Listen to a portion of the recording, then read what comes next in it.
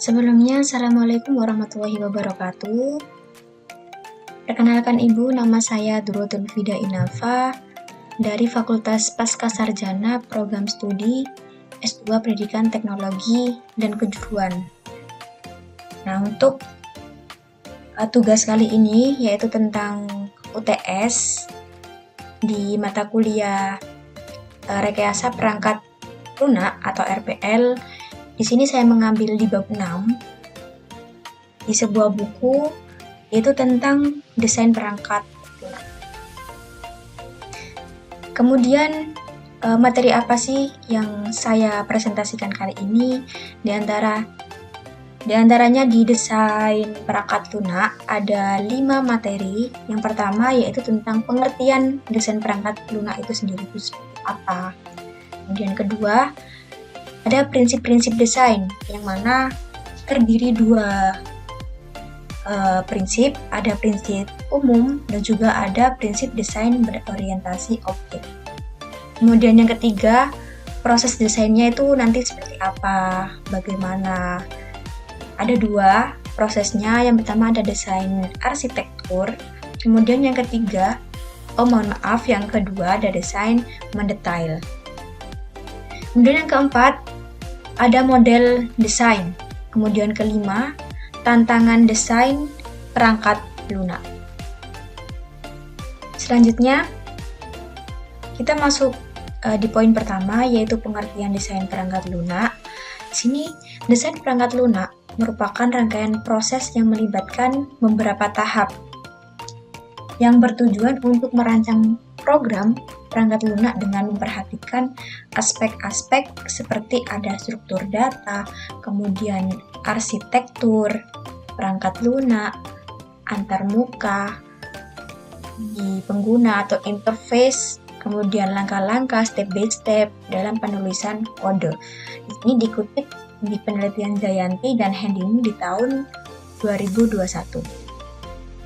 Dimulai dari pemahaman masalah, ada requirement elicitation, kemudian analisis, desain, implementasi, dan diakhiri dengan adanya pengujian.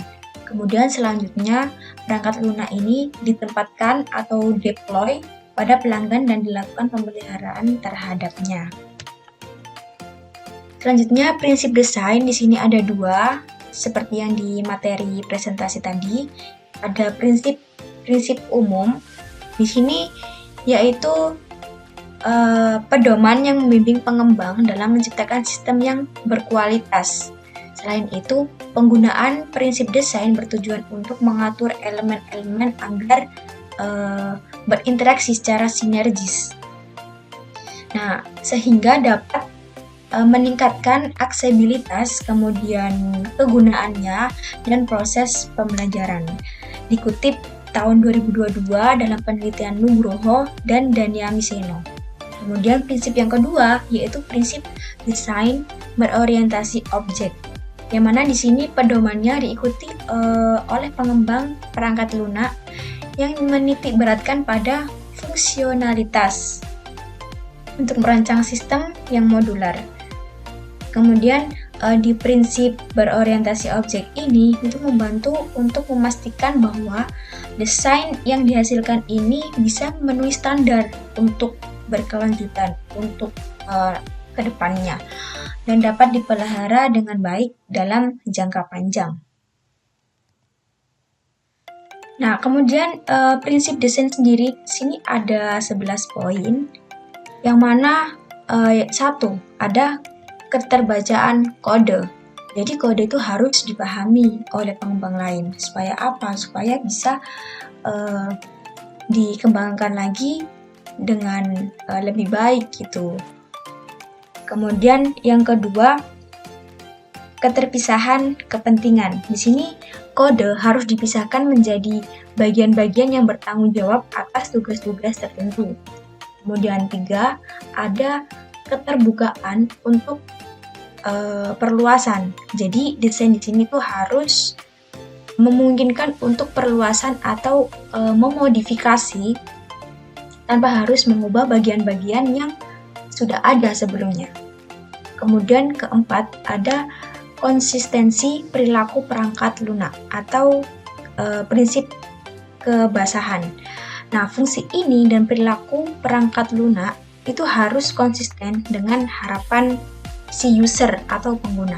Kemudian kelima, kesederhanaan desain. Jadi desain di sini itu harus sederhana tentunya dan tidak rumit dari yang diperlakukan. Kemudian keenam, ada kohesi antar kode terkait, yaitu mengelompokkan kode yang berkaitan dengan erat bersama. Kemudian yang ketujuh, ada meminimisasi kopling antar komponen, yaitu bisa dikatakan minimalkan ketergantungan antara komponen-komponen dalam sistem. Kemudian yang kedelapan, ada konsistensi gaya dan pola, yaitu di sini kode harus konsisten dalam gaya. Kemudian dan penggunaan pola desain. Kemudian yang ke-9, ada klasifikasi atau penggunaan abstraksi. Yang mana di sini abstraksi itu yang tepat membantu menyembunyikan detail kompleks dan tidak relevan. Kemudian yang ke-10, ada kepentingan pengguna, yaitu di sini desain itu harus dipahami dari perspektif penggunaan akhir. Kemudian yang terakhir, ada kualitas. Tentu di sini desain itu harus mengutamakan aspek-aspek seperti ada keandalan, kinerja, keamanan, dan skabilitas. Nah, dengan mengikuti prinsip desain ini, itu pengembang dapat menciptakan desain perangkat lunak yang efisien, kemudian bisa mudah dipahami dan mudah dipelihara. Selanjutnya, proses desain. Yang pertama ada analisis persyaratan, kemudian kedua ada perancangan konseptual, kemudian ada perancangan arsitektur, perancangan detail, perancangan antarmuka pengguna atau interface user, kemudian validasi desain. Untuk masing-masing proses ini akan saya jelaskan di next slide.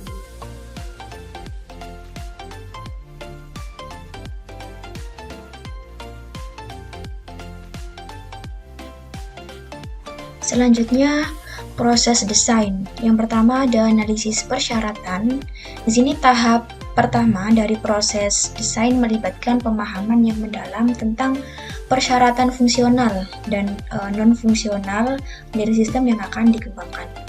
Kemudian yang kedua itu perancangan konseptual. Nah, di tahap ini itu konsep-konsep tingkat tinggi untuk sistem perangkat lunak itu dirancang. Kemudian ada perancangan arsitektur. Di tahap ini, di langkah ini itu melibatkan pengembangan struktur dan arsitektur dari sistem perangkat lunak. Kemudian ada perancangan detail, secara detail, yaitu setelah dari arsitektur sistem ditentukan, tahap selanjutnya itu adalah merancang detail implementasi dari komponen-komponen sistem. Kemudian ada perancangan antarmuka pengguna, yaitu user interface design. Jika sistem memiliki antarmuka pengguna, nah langkah ini tuh melibatkan perencanaan antarmuka yang intuitif. Kemudian ada estetis dan mudah digunakan. Kemudian yang terakhir yaitu ada validasi desain. Itu langkah terakhir dari proses desain untuk memvalidasi desain yang telah dibuat. Jadi validasi desain ini ketika tahap desain itu sudah di tahap final. Jadi ketika sudah jadi itu harus melakukan proses validasi untuk menentukan apakah desain ini sudah layak apa belum, kemudian apa masih ada kekurangan, apakah ada yang perlu diperbaiki lagi, seperti itu. Untuk proses desain di sini yaitu desain arsitektur. Tahap ini menurut penelitian di tahun 2020 oleh Ramadan et al. itu desain arsitektur para pengembang itu melibatkan pemikiran strategis untuk merancang struktur perangkat lunak yang akan memenuhi kebutuhan fungsional dan non-fungsional dari sistem tersebut. Kemudian desain mendetail, di sini proses ini tuh melibatkan analisis yang mendalam terhadap komponen-komponen sistem yang telah diidentifikasi selama tahap desain arsitektur. Nah, dengan tujuan apa? Tujuannya di sini memperinci, memperjelas, memperluas fungsionalitas dan spesifikasi teknis masing-masing komponen. Di poin selanjutnya ada model desain. Di sini model desain itu merupakan representasi sebuah struktur, kemudian ada interaksi dan perilaku sistem perangkat lunak yang akan dikembangkan. Kemudian model desain ini tuh menyediakan pandangan abstrak tentang bagaimana komponen-komponen sistem itu akan berinteraksi satu sama lain untuk mencapai fungsi yang diinginkan. Nah, dalam konteks ini, model desain itu berfungsi sebagai pedoman bagi para pengembang dalam merancang dan mengimplementasikan sistem perangkat lunak. Beberapa contoh dari model desain ini ada model konseptual, model arsitektur, dan juga model detail. Selain itu, model desain juga dapat menggunakan ada notasi formal. Kemudian ada contohnya seperti diagram alur data, kemudian diagram kelas UML atau diagram aktivitas. Di sini untuk menggambarkan aspek-aspek sistem dengan lebih jelas dan terstruktur. Kemudian penggunaan notasi formal itu memungkinkan para pengembang untuk bisa berkomunikasi dengan lebih efektif dan menghindari ambiguitas dalam desain sistem. Kemudian model desain di sini berperan penting dalam mengembangkan perangkat lunak karena membantu dalam merencanakan, kemudian merancang dan mengkomunikasikan struktur dan perilaku sistem secara sistematis dan juga terstruktur.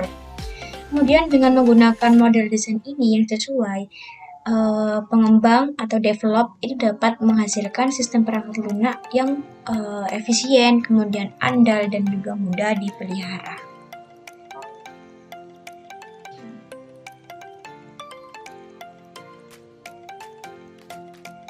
Kemudian yang terakhir yaitu tantangan dari desain perangkat lunak, yaitu salah satu tantangan utamanya dalam desain perangkat lunak ini itu memahami dengan tepat kebutuhan pengguna yang bervariasi dan kompleks tanpa pemahaman yang mendalam tentang kebutuhan pengguna.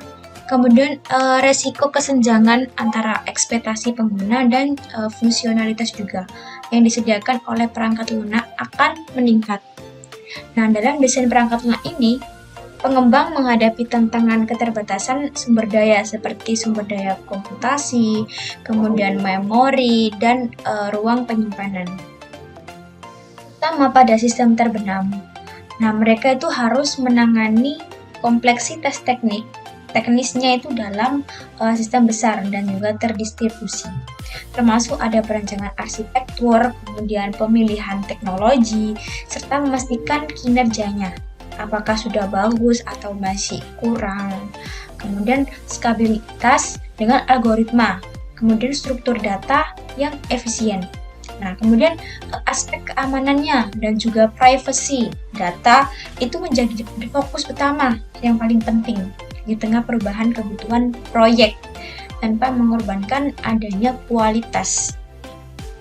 Nah, dengan mengatasi di tantangan desain perangkat lunak ini, di desain perangkat lunak ini dapat lebih efektif, kemudian sesuai dengan kebutuhan si user atau pengguna, dan juga siap berkembang, siap melakukan keterbaruan yang sebelumnya sudah ada, lebih diperbaiki, lebih dikembangkan lagi dengan seperti itu. Kemudian yang terakhir yaitu kesimpulan, desain perangkat lunak ini merupakan proses merancang sistem dari analisis kebutuhan hingga di tahap terakhir yaitu pengujian. Dengan fokus pada solusi fungsional dan juga teknis, Nah, prinsip dasarnya meliputi ada keterbacaan, modularitas, konsistensi, dan fokus pada pengguna, serta menerapkan prinsip berorientasi objek seperti ada SRP dan juga OCP. Nah, proses desain ini mencakup analisis kebutuhan, kemudian perancangan arsitektur, desain detail, hingga yang terakhir ada validasi produk, validasi perangkat lunak tersendiri. Kemudian model desain ini itu seperti ada diagram UML, kemudian membantu menggambarkan struktur dan perilaku sistem. Kemudian yang terakhir, tantangan utamanya adalah memahami kebutuhan yang kompleks. Kemudian ada keterbatasan sumber daya dan juga menjaga kualitas perangkat lunak.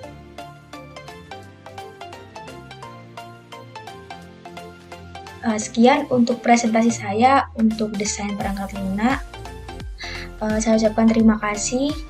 Mohon maaf jika ketika saya menjelaskan mungkin ada dirasa kekurangan dalam penyampaian dari segi kata maupun segi penyampaian dalam PPT ini, segi teks. Saya Drolin Fida Inafa. Terima kasih. Wassalamualaikum warahmatullahi wabarakatuh.